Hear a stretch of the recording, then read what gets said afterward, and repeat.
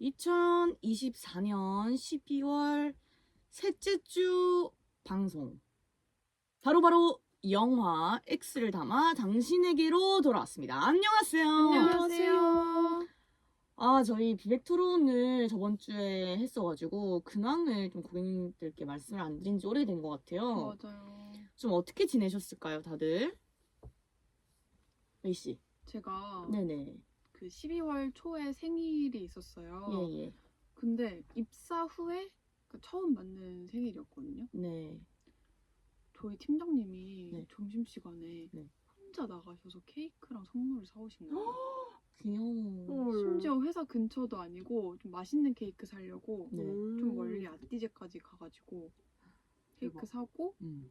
그 옆에 교보문고가 또 있어서 음. 교보문고 가가지고 그 민음사에서 나온 인생 인력 있잖아요. 음. 한 장씩 넘기는 명언 고전 같은 거 써있는 네. 거. 고전 명언 나오는 그걸 사오신 거예요. 헐. 귀엽다. 팀장님이 메이님을 엄청 아끼나 봐. 그러니까. 근데 저희 팀이 팀원 좀 적어서 그걸 챙겨줄 사람이 또 팀장님밖에 있긴 했어? 없긴 했는데 아니, 다른 분들도 있었는데 약간 좀 애매한 상황이었어요. 근데 너무 이제 혼자 또 다녀오셨다는 게 감동적이면서 죄송하고 감사하면서 충성을 좀 다해야겠다. 진짜 좋으시다. 진짜 이름이 되겠대. 그렇게 해주시는 분 잘 없잖아요. 맞아요. 그래서 사람이 진짜 이 작은 거에 충성을 다하게 되는구나 이런 걸 또 알았어요. 사실 뭐 작다고 하면 작은 건데 이렇게 한번 챙겨준 걸로 이 사람 진짜 내가 충성을 다해야겠다 이런 생각이 든다는 게 앞으로 좀 맞아요. 사소한 게 또 계기가 될 수 있죠. 열심히 살아야겠다. 네. 쿠즐 씨는요? 어떻게 지냈어요? 저는 요새 그걸 보고 있어요. 공유 씨랑 서현진 씨 나온 트렁크 진짜 개재밌어. 노랑크 트렁크 보고 있어요. 근데 재밌어요. 재밌는데 그냥 좀 넷플릭스 드라마 같은 느낌. 전형적인 그런 느낌이 살짝 들어서 그렇구나. 아쉬우면서도 재밌으면서도. 전 3화 보고 있는 중인데 3화까지 봤나? 그랬는데 너무 재밌던데요? 아직은 지금 떡밥을 많이 뿌리고 있는데 회수는 된 게 없어서 굉장히 지금 흥미진진하게 살펴보고 있습니다. 전반적으로는 재밌는 것 같습니다. 저는 이제 또 제철 음식 먹어줘야 되잖아요. 네네. 그래서 뭐 드시나요? 방어를 먹으러 노량진에 갔다 왔습니다. 네. 그랬는데 일요일 저녁이었거든요. 일부러 사람이 좀 없어라고. 근데 일요일 저녁인데도 그 위에 다찌집들이 다 엄청 사람 많은 거예요. 그래서 우와, 이 전 국민이 방어에 미친 건가? 이 생각을 했어요. 방어 유행이 끝나지 않아요. 네, 매년 돌아오는 맞아. 방어 유행. 근데 되게 기름지고 맛있었어요. 좋은 데 갔나 보다. 네네, 맛있게 먹고 왔습니다. 좋습니다. 저희 그 녹음일 기준으로 한 3일 전인가 4일 전에 계엄령이 발효됐거든요. 네. 그래서 지금 이 들으시는 분들은 12월 16일자로 올라갈 것 같아요. 네. 12월 16일에 들으실 텐데 그때 어떻게 됐을지 모르겠지만 오늘도 시위에 나가보려고 하는데요. 네. 이게 릴리즈 됐을 때는 잘 해결됐기를 바라면서 네. 다들 힘내보자고요. 네네, 좋습니다. 연말에 이게 네. 뭔 짓이냐고요. 네. 혼란한 시국에. 네. 맞아요. 저희는 또 저희 할 일을 안 할 순 없죠. 네네. 또 고객님들께 재밌는 이야기 들려드리겠습니다. 자, X를 담아 당신에게 이제 들으실 때는 개봉을 했을 것 같아요. 저희가 이 영화를 어떻게 알게 되었느냐. 개봉한 지 얼마 되지도 않은 거를 저희가 이렇게 따끈하게 가져온 건 좀 처음이잖아요. 네. 사실은 여러분 저희가 자랑할 게 있어요. 뭐냐면요. 그 왓챠에서 아직 개봉하지 않은 미개봉작에 대해서 시사회를 오프라인과 온라인에서 가지는 행사가 있었는데요. 네네. 블라인드 시사회였죠. 네네. 그래서 어떤 내용인지 전혀 모르고 그냥 초대된 거예요. 맞아. 그래서 그냥 9시에 시작합니다 해서 9시 땡 하자마자 그냥 영화가 시작돼. 아무것도 없이. 그러한 시사회에 저희가 온라인 시사회에 초대를 받아서 개봉 전에 이 영화를 봤고요. 너무 네. 재밌게 봐서 개봉일도 확정되었으니 그 이후에 릴리즈를 하는 방식으로 저희가 이 영화를 소개드리면 어떨까 이렇게 생각을 하게 됐잖아요. 맞아요. 저희가 막 기대가 크게 있진 않았던 것 같아요, 사실. 네. 맞아요. 블라인드니까 네네. 뭐가 나올지 몰라서 맞아. 저 시작하기 전에 음. 재미없으면 딴짓 하자 재미없으면 1시간만 보고 우리끼리 놀자. 맞아. 이런 얘기도 했는데 너무 웬걸? 웬걸 너무 재밌게 시간적이요. 봤어요. 네. 마차가 정확하다. 우리를 맞아. 정확히 간파했다. 진짜 깜짝 놀랐어요. 이거 저희를 어떻게 고르고 연락이 오신지는 모르겠는데 그니까. 너무 신기했어요. 너무 저희 색깔에 맞는 영화였고 맞아요. 우리 고객님들도 좋아할 것 같고 맞아요. 그래서 에피소드로도 준비를 하는 예, 거로. 예. 사실은 저희도 이 블라인드 시사회에서 영감을 얻어서 네. 또 고객님들과 연말에 와치 파티를 한번 하면 어떨까 이렇게 생각을 했잖아요. 좋아요. 좋아요. 그래서 저희가 이제 이 나갈 때는 아마도 뭐 공지가 다 나갔겠죠. 인스타그램을 나갔겠죠. 통해서 여러분들과 함께 많이 또 와주셔가지고 재밌는 영화를 같이 보면 좋을 것 같습니다. 네, 저희가 네. 와차파티 하다 보니까 한마디씩 얻는 게 너무 재미나더라고요. 꿀잼이었어요. 맞아, 꿀잼이었어요. 맞아. 그래서 저희 고객님들도 이제 결이 맞으시는 분들이니까 네네. 다 같이 모여서 한마디씩 던지면서 깔깔 웃으면서 재밌는 연말 파티 해보면 좋겠습니다. 네. 그러면 이제 본격적으로 이 영화에 대해서 좀 이야기를 해봅시다. 네. 영화를 또 소개를 한번 드려야겠죠? 코소코소 코소개! 네, X를 담아 당신에게는요, 미 비포 유를 연출했던 테아 샤록 감독의 영화입니다. 줄거리를 짧게 설명을 드리자면 1920년대 영국의 작은 해안 마을인 리틀 햄튼을 배경으로 하는데요. 어느 날 신실하고 보수적인 독신 여성인 이디스 앞으로 충격적인 욕설 편지가 도착을 합니다. 발정난 어쩌구년 미친 뭐 어쩌고 노처녀 뭐 난리가 난 거예요. 난리가 나죠. 그런 입에 담지도 못할 욕설로 가득한 익명의 편지들이 처음엔 이디스로 시작을 했다가 이제 온 마을에 퍼지기 시작을 합니다. 네. 그래서 마을이 발칵 뒤집히고 이 편지 테러 사건이다. 이건 범죄다. 하면서 영국 전역에 뜨거운 관심을 받게 되는 일파만파 퍼져나간 거죠. 네. 그런데 이 과정에서 오해를 받게 된 사람이 바로 아일랜드 이민자인 여성 로즈입니다. 네. 로즈에 대한 사람들의 편견이나 오해 때문에 사건이 좀 예상치 못한 방향으로 휙휙휙 흘러가게 되고 이 문제의 발신자가 과연 로즈인지 아니면 또 다른 누군가인지에 대해서 아주 수사를 펼치게 되는 그런 귀여운 과정들이 담겨있는 영화라고 할 수 있습니다. 맞습니다. 장르는 블랙 코미디다 이렇게 설명하더라고요. 네. 그 감독님께서는. 그처럼 되게 풍자적이기도 하고 음. 코미디면서 엄청 귀여운 네. 맞아요. 근데 또 생각할 거리가 많은 그쵸. 그런 것 같아요. 저희가 이제 이게 호질 씨가 소개해 주신 것처럼 이 사건을 해결해 나가는 그런 영화다 보니까 좀 스포일러 주의가 되게 필요한데 저희는 이제 모든 결말까지를 얘기할 거라서 만약에 이게 소개만 듣고 너무 궁금하신 고객님은 저희 여기서 잠깐 멈추시고 영화 보시고 와서 이어서 들으시기를 네. 강추드리면서 저희 이제 신화의 스포 및 토크를 해봅시다. 맞아요. 좋아요. 스포를 들으시면 돌이킬 수가 없어요. 정말 돌이킬 수가 없기 때문에 그래서 저희가 이렇게 좀 빠방하게 이렇게 주의를 드리고 있습니다. 네. 이 영화를 보고 나서는 딱 제일 먼저 든 생각이 되게 뚜렷하게 대립 구조가 있다 이렇게 생각이 들었어요. 네. 여성 주인공이자 여성 출연자들이 굉장히 많으시잖아요. 네. 그런 분들이 좀 연대해 가면서 이런 사건들을 해결해 나가는 반면에 이 사건에 걸림돌이 되는 것은 또 남성의 억압이다. 맞아요. 이렇게 또 보여지거든요. 특히나 1920년대다 보니까 그런 것들이 더 짙게 나타나는 것 같아요.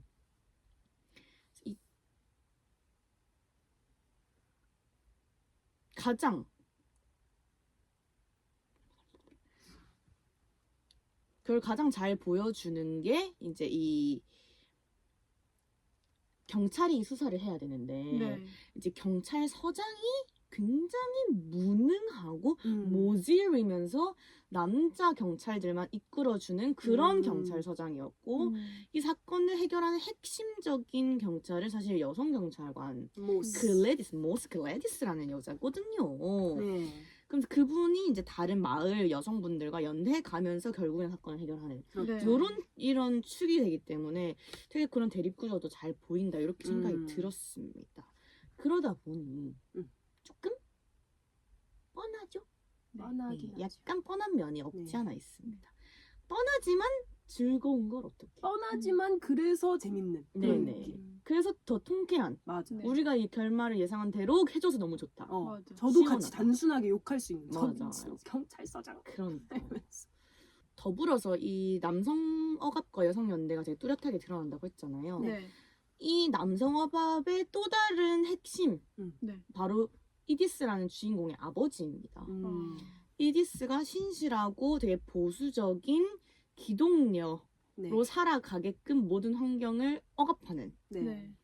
그런 데는 아버지의 영향이 크고 이 아버지가 이 욕설 편지를 보고 너무 분노한 나머지 이제 본인이 평소에 마음에 들지 않던 로즈를 용의자로 지목하면서 경찰들에게 이 사람이 우리 딸을 뭐 이렇게 편지를 썼다 하는 식으로 사건을 처음 꼬이게 만드는 사람이기도 하죠. 맞아요. 그렇죠. 네네. 그래서 그 할아버지가 나올 때마다 이 왓챠 파티에서 악플이 미쳤어. 악플 장난 아니었어요. 할아버지 뒤돌아서 나가세요. 네가 문제야 할아버지 막 이러면서. 할아버지 집이지만 집 나가세요. 그랬던 그 로즈 구딩이 이 할아버지한테 처음에 할아버지 생일 파티에 네. 약간 할아버지한테 뭐라고 하잖아요. 네. 뭐라고 하지? 자르겠습니다. 네. 이게 재밌어. 이게 그렇게 복기가 어려워. 넘어갈게요. 여기서는 지금 아직까지 저희가 스포일러를 최대한 안 하고 있는데 진짜 이제 진짜 시작합니다. 네. 진짜 시작합니다. 네. 합니다잉. 사실 이 욕설 편지를 쓴 사람은 놀랍게도 이디스 본인이었잖아요. 본인에게 악플 한 50장 정도 쓴 다음에 이제 네. 마을을 향해서 악플을 마을 갈기기 사람들이 시작. 향해서. 네네 갈기기 시작한 되게 독특한 심리를 가지고 있을 것이라 추정되는 여자예요. 네. 자기에게 욕설 편지를 쓰고 뭐 아닌 척하면서 자기는 되게 독실하고 신실하면서 난 아무것도 몰라요를 계속 주장하는 맞아. 네. 되게 특이하잖아요. 맞아. 그래서 이 사람의 심리 분석을 좀 해봐야겠다 이런 생각이 맞아. 들었어요. 이분이 너무 스트레스 받는 그 억압 상황이 닥치면 음. 갑자기 펜을 벽에서 종이와 펜을 꺼내서 맑눈광 눈을 가지고 막 욕을 써. 진짜 음. 일필휘지. 소르르륵 발정난 어쩌고 발정난 때 생각이 어쩌고. 나. 욕이 되게 많거든요. 근데 너무 다채로워서 발정난밖에 생각이 안 나. 왜냐면 EBS의 최애 욕이었거든요. 맞아. 일단 최악의 시작이 발정. 발정남부터 시작해. 너무 뭐 그리고 안 외설적인 내용. 맞아, 되게 외설적인 내용. 그래서 저는 이 영화를 지금 떠오르면 일필휘지 갈기던 이디스의 얼굴이 제일 먼저 떠오를 정도로 굉장히 올리비아 콜먼이 이 독특한 심리를 가지고 있는 인물 연기를 되게 잘해줬잖아요. 맞아. 근데 이 심리가 도대체 어떤 것일까? 이 편지를 통해서 한번 분석을 해보자 이렇게 생각이 들었습니다. 좋아요. 이 초반 편지는 본인을 향한 외설적인 욕설로 가득해요. 그 코즈일 씨가 그 발정난 한 게 이디스가 그런 식의 욕설들을 굉장히 많이 적었었던 거죠. 저는 이 이디스가 한 50 정도로 추정되잖아요. 그 마을에서 네, 그러니까 네, 노처녀 네. 이렇게 맞아. 이 순결하고 순수하길 바라는 아버지의 바람, 이 가부장제와 어떤 독실한 크리스천 아버지의 이런 억압과는 다르게 본인도 뭔가 로맨틱하고 섹슈얼한 욕망이 있을 수 있잖아요. 네. 그 있을 수 있음. 그에 따라서 이 억압된 것이 이런 성적인 무언가로 표현되는 게 아닐까 이런 생각이 들었어요. 이게 너무 성에 대해서 뭔가 불결하고 네. 되게 죄의식을 가져야 되는 걸로 네. 받아들이다 보니까 완전 왜곡된 식으로 성관계를 묘사한다든지 그런 네. 문장들이 되게 많았던 것 같아요. 네, 아, 맞아요, 맞아요. 맞아요. 뭐를 쑤셔 넣고 맞아. 막 약간 이런 막 그런 맞아 그런 멘트가 진짜 뭐 그런 게 있었어. 있었어. 막 오. 맞아. 오. 네 그런 남편은 느낌이었어. 뭐 어쩌고 저쩌고. 맞아, 네 오. 남편이 어쩌고 저쩌고 그런 얘기. 맞아. 근데 막 어디 나가서는 남의 남편들 음. 이런 게 되게 막 너의 결혼 생활 되게 좋다 뭐 이런 얘기도 하지 않았어요? 그냥 다 블레싱만 하고 다니는 맞아, 음. 완전 블레스녀였어요. 블레스유였어요. 네네네네. 근데 이 후반 편지는 본인에서 마을 사람들로 향한 독설이 시작되거든요. 네네. 근데 이 이디스가 기독 카드 모임을 본인이 운영하기도 하면서 굉장히 독실하면서 bless you 하는 이런 신자잖아요. 네. 그리고 재판을 치르면서도 본인은 신의 딸이라서 신이 이끄시는 대로 맞아. 그리고 신이 용서하심이 그렇다면 뭐 용서되는 거고 맞아. 나는 용서를 할 수 없다. 왜냐? 신이 용서를 해야 돼. 맞아. 어, 약간 이런 느낌으로 굉장히 그 침체해 있어 보여요, 종교적으로. 네. 여자라면 바닥 청소를 열심히 해야 되고 맞아. 이런 맞아. 사고방식을 가진 여자였죠. 그래서 이 주도권을 되게 신한테 주면서 네. 주체성이 좀 안 드러나잖아요. 그런 네. 발언들에서는. 하지만 이 마음속에는 자기도 누군가를 마음대로 판단하고 좀 시원시원하게 이야기하고 싶은 그런 주장하고 싶은 주체성이 있는 그런 마음을 가지고 있었을 거라 생각이 됐어요. 그래서 그 마을 사람들에 대해서 뭐 이상한 왜곡된 소문이라 할지라도 본인이 그렇게 판단하고 뭔가 욕하고 손가락질하는 그런 시원함이 필요했던 거 아닐까. 맞아. 그래서 이게 점점 본인에 대한 외설적인 욕에서 남들을 평가하는 독설 평가하는 그런 편지로 뒤바뀐 게 아닐까 이런 생각을 좀 하게 되었어요. 편지의 양상이 맞아. 맞는 것 같다. 네. 사실 기독교에서는 이웃을 뭐 나의 사랑하라. 몸처럼 사랑하라 이런 말들 있잖아요. 네. 근데 되게 좋은 말인데 그런 게 너무 강력한 보수적인 기독교 집안이다 보니까 내가 누구를 싫어하는 마음조차 이거 이런 마음 가지면 안 되는데 하면서 너무 억압을 스스로 맞아. 반박 그런 게 이루어지다 보니까 이렇게 편지로서 표출이 된 것 같습니다. 그런 것 같습니다. 이디스의 심리가 대체 무엇일까? 이 갑자기 눈이 돌아서 편지를 쓰는 이 이상한 행태가 무엇일까? 좀 검색을 해봤어요. 네. 심리학적으로 접근했을 때 방어 기제 중에 네. 반동 형성이라는 개념이 있대요. 그래서 이게 원초와의 위협적인 충동이 표출되지 못하도록 정반대 형태의 충동을 형성하는 것이다. 이렇게 얘기하는데 네. 예를 들어서 프로이트가 얘기하는 프로이트 별로 좋아하진 않지만 네. 프로이트에 따라 볼게요. 네. 프로이트에 따르면 5세 이전의 남자 어린이가 아버지에 대한 살해 욕망을 아버지의 가치 체계의 내면화라는 결과로 바꿔놓는데요. 아버지가 나를 너무 뭐 예를 들어서 폭력적으로 진압한다거나 뭐 어떤 남성다움을 요구한다거나 뭐 이렇게 했을 때 그거를 분노하다가 그거에 대한 방어 기제로서 아버지의 가치 체계를 그냥 내면화해버리는 거죠. 아 이게 그냥 맞다 수용해버리면 내 안에서 갈등이 생기지 않으니까. 그렇지. 그래서 이디스도 그 삶의 모든 행동 방식에 있어서 전차원적으로 억압되는 모습이 계속 보이잖아요. 그래서 이거에 대해 갈등하고 분노하는 마음을 아예 눌러놓고 내 아버지의 그 가부장적인 가치 체계를 내면화해버려서 이 안에 있던 욕망이 미친 자가 갑자기 발현되는 거 아닐까. 그러니까. 그렇게 생각을 했었고 그래서 또 예시가 하나 더 있는데 네. 문란한 성 경험에 대한 호기심과 동경을 가지고 있는 사람이 네. 오히려 혼전순결 캠페인을 벌이는 경우가 있대요. 그런 것도 있잖아요. 그 성소수자들 중 퀴어들도 그 호모포빅한 사람이 디나이얼인 경우가 진짜 많다고 하잖아요. 맞아요. 오히려 내 안에 있는 그 동성에 대한 호기심과 열망을 너무 너무 싫어서 막 절대 안 된다 이렇게 말하는. 그런 그 되게 반대되는 그런 욕망도 있는 것 같아요. 그 이디스가 사실 가부장적인 아버지 밑에서 되게 가스라이팅을 당하는 상황이잖아요. 맞아요. 거의 40살 아까 말씀드린 대로 거의 쉰이 다 되어 보이는데 갑자기 너 뭐 어쩌고 저쩌고 해. 성경 구절 50번 써. 이렇게 하면 써야 되잖아요. 진짜 쓰잖아. 맞아. 그게 진짜 그걸 나나나나나나나 이렇게 말하면서 쓰잖아요. 맞아. 그게 진짜 소름 돋았어. 기괴해. 40대 여자가 갑자기 방에 들어가서 성경 구절을 쓰고 있는 그 그러니까. 모습이 얼마나 이 여자가 억압당하며 살아왔을까를 보여주는 장면인 것 같고, 한편으로는 이디스가 로즈가 용의자로서 의심을 받고 계속 수사를 받을 때 거기에 동조하잖아요. 네. 네. 갑자기 로즈한테 와서 너가 그렇게 잘못한 건 뭐 알겠지만 앞으로 잘 살았으면 해. 안타깝지만 처벌받아야지 어쩌겠어. 뭐 이런 식의 얘기를 하잖아요. 사이코인 진심.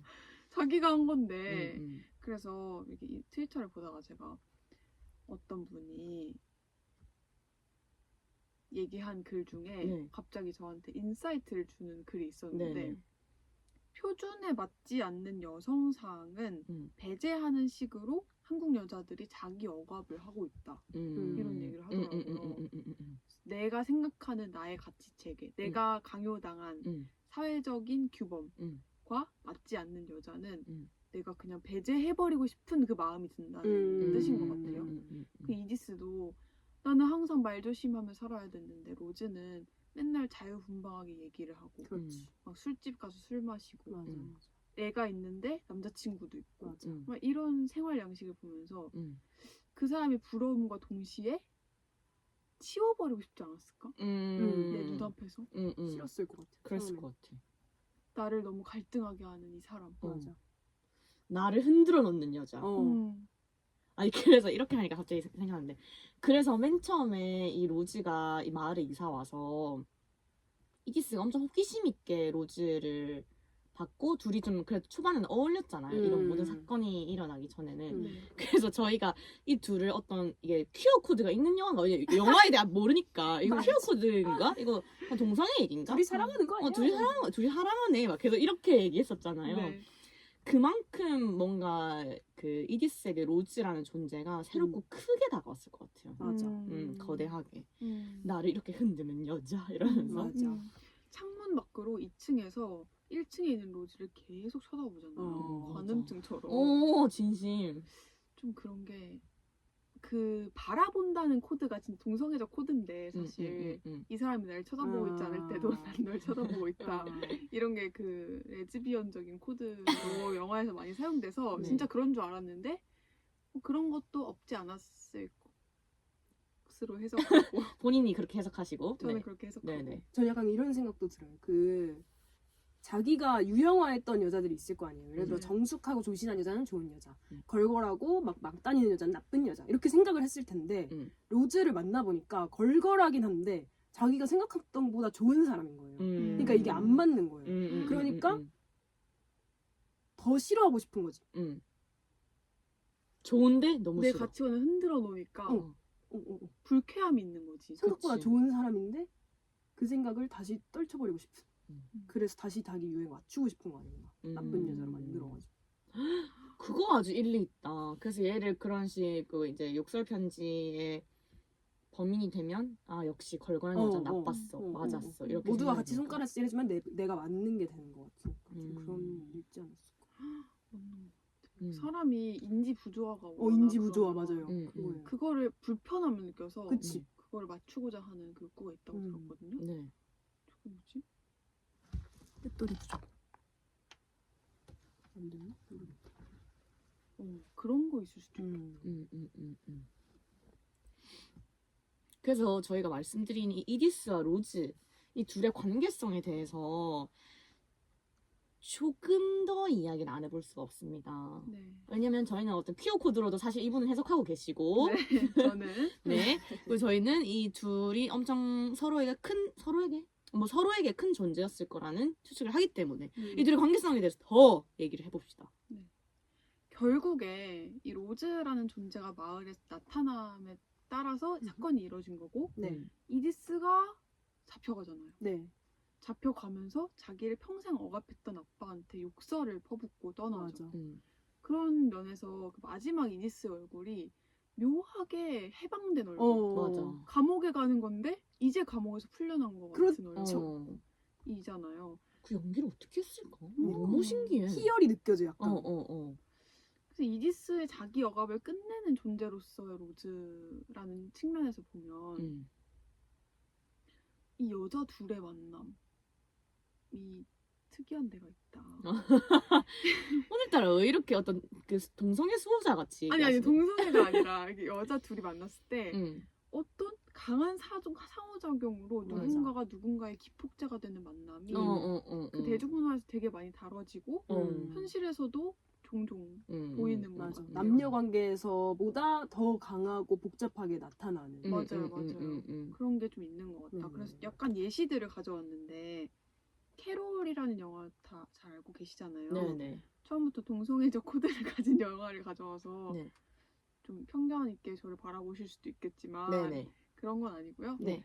캐롤이라는 영화에서도 하나뿐인 딸을 두고 이혼 소송 중인 캐롤과 헌신적인 남자친구가 있지만 확신이 없던 테레즈가 만나서 캐롤이라는 여자가 우주를 통해서 네. 테레즈라는 여자를 네. 확 이끌리게 만든 네. 그 만남이 있었고 불초상이라는 네. 영화죠. 타오르는 여인의 초상.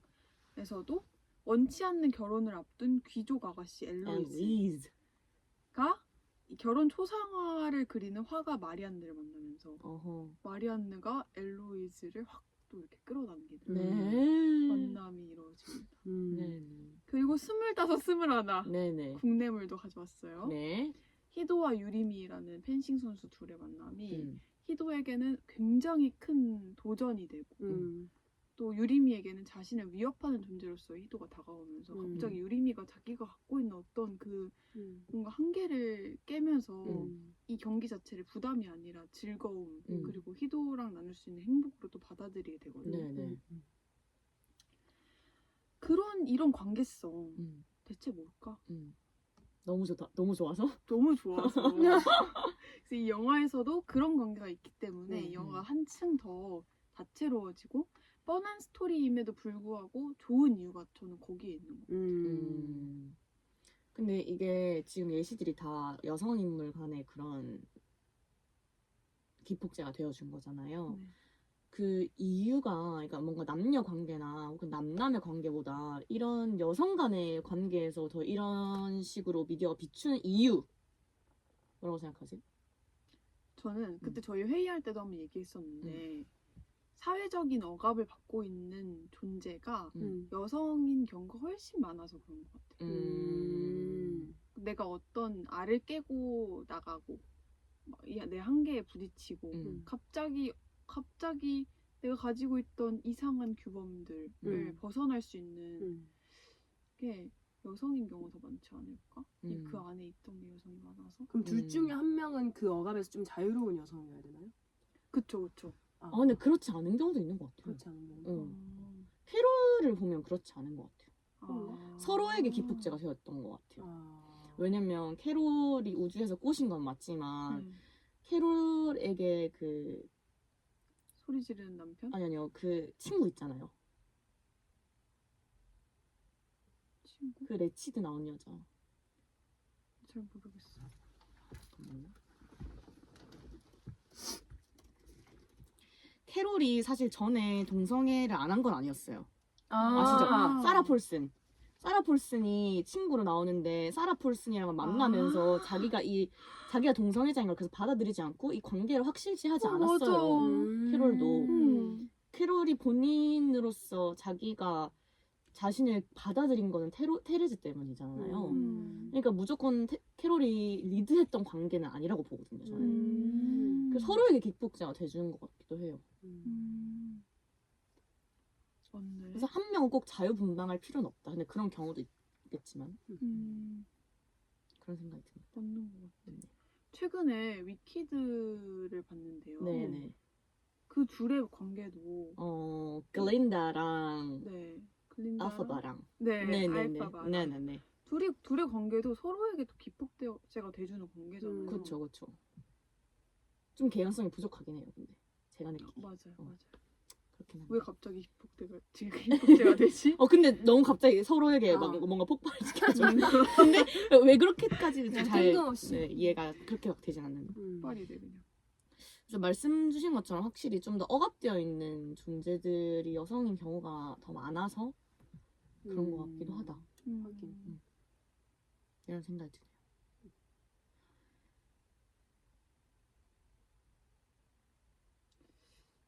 시원한 명쾌하지가 느낌이 않아요. 안 들어. 우리도 몰라 이유를. 그래 이유는 잘 모르지만 이런 음. 관계성 너무 늦어. 다시. 다시. 되고 마무리 좀 해줘. 그래서 뭐 정확하게 이유는 모르겠고 뭐 어떤 관계인지는 모르겠지만 저희가 이런 관계를 목격할 때마다 너무 행복하다. 맞아요. 이런 생각이 들면서 이 관계성을 가장 잘 보여주는 씬이 마지막 씬이라고 생각을 합니다. 맞습니다. 저 이 씬 너무 좋아해요. 네네. 이 이디스가 결국 범인이라는 게 밝혀지고 이디스는 감옥으로 가죠. 많은 기자들이 이제 와서 이 보도 취재를 하는데 네. 이디스가 수갑을 찰컹찰컹 하고 네. 탑니다 차에. 네. 그리고 아빠한테 발정난 바로 박잖아요. 욕 엄청 받고 아버지 약간 떨떠름해하고 그 로즈가 웃어주잖아요. 네. 그런 이디스에게. 맞아요. 사실 로즈 입장에서도 자기를 딸 양육권까지 잃게 할 수도 맞아. 있는 극악무도한 나쁜 년이라고만 생각할 수도 있는데 로즈도 일종의 뭔가 이 이디스를 보면서 느끼는 게 있었을 테니까 이렇게 웃어주면서 끝낼 수 있는 거 아닌가 이런 생각이 들면서 이 둘 다에게 좀 영향을 주고받았던 관계다 이런 생각이 들었습니다. 맞습니다. 그리고 또 이런 장면도 있잖아요. 마지막에 나도 너처럼 살고 싶었는데 이렇게 얘기하는데 이디스가 로즈한테 하는 말은 우리가 영화 내내 느꼈어요. 이디스가 그렇게 살고 싶었겠구나. 근데 로즈도 이디스한테 나도 너처럼 사실 살고 싶었다. 그 장면이 진짜 아름답지 않나. 맞아.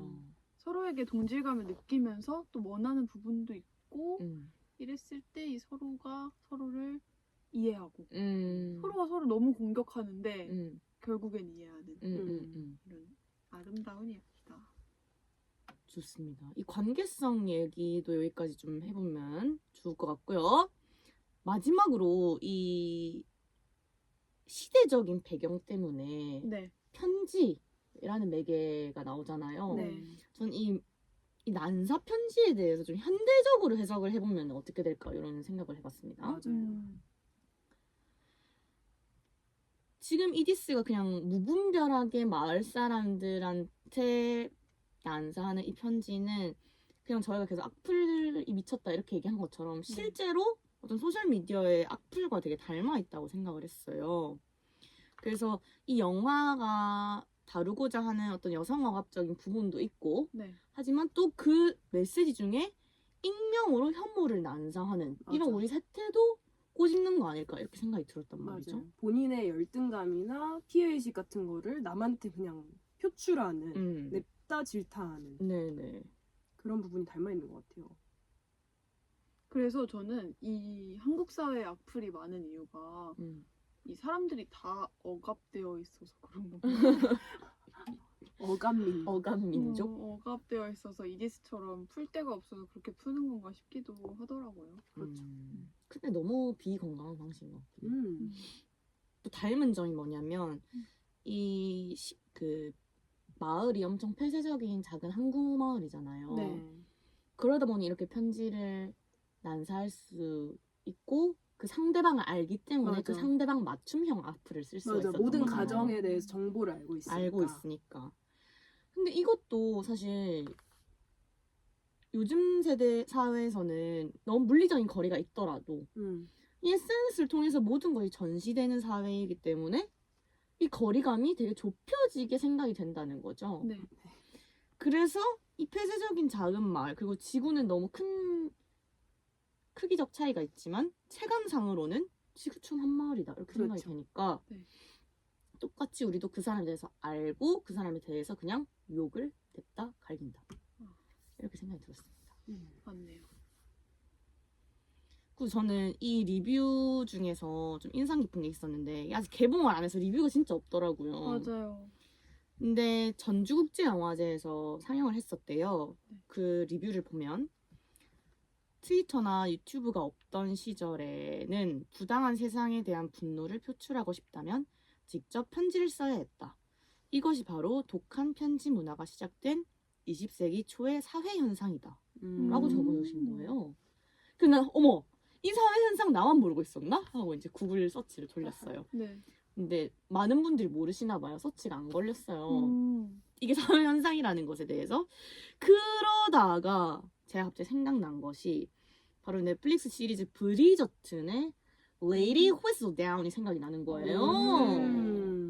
그 사람도 가십에 대해서 편지를 이렇게 써서 다 보냈고 이게 막 삽시간에 퍼지고 이렇게 소문이 되는 역할을 맞아요. 하잖아요. 사교계의 가십에 대해서 그쵸. 일목요연하게. 그쵸. 근데 이것이 조금 발전한 것이 Gossip Girl XOXO Gossip Girl 이거라는 말이죠. 그렇네. 그런 것들이 떠오르면서 뭔가 이디스가 쓴 편지는 이 레이디 슬다운이나 가십걸처럼 그 아예 가십에 대해서 쓴 건 아니었지만 네네.